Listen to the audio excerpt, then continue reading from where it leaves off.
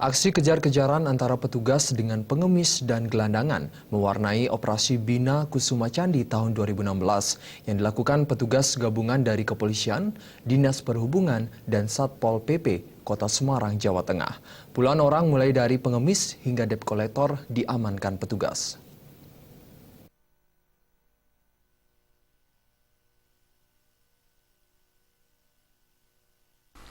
Seorang wanita langsung histeris dan berusaha merebut seorang bocah yang hendak diamankan petugas gabungan dari Polrestabes Semarang, Dinas Perhubungan dan Satuan Polisi Pamong Praja, Kota Semarang. Meski si wanita yang ternyata ibu dari bocah yang kedapatan mengemis di lampu merah ini terus berteriak dan mempertahankan anaknya, namun petugas tetap mengamankan si anak dan ibunya. Selain itu, aksi kejar-kejaran antara petugas dengan beberapa pengemis juga diwarnai razia yang dilakukan di sejumlah titik di kota Semarang ini. Meski langsung lari dan bersembunyi, namun petugas gabungan sigap mengamankan para pengemis jalanan.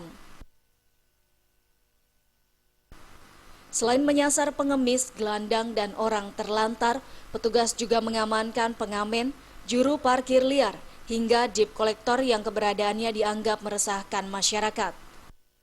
Hari ini kita menyisir di seluruh kota Semarang untuk meyakinkan di akhir operasi Bina Kusuma Candi 2016 ini, kota Semarang dapat aman dan nyaman. Oleh petugas, puluhan orang dari pengemis hingga debt collector yang terjaring razia ini kemudian dibawa ke Polrestabes Semarang untuk didata dan kemudian dibawa ke Dinas Sosial untuk dibina. Dari Semarang, Jawa Tengah, Hendi Nugroho.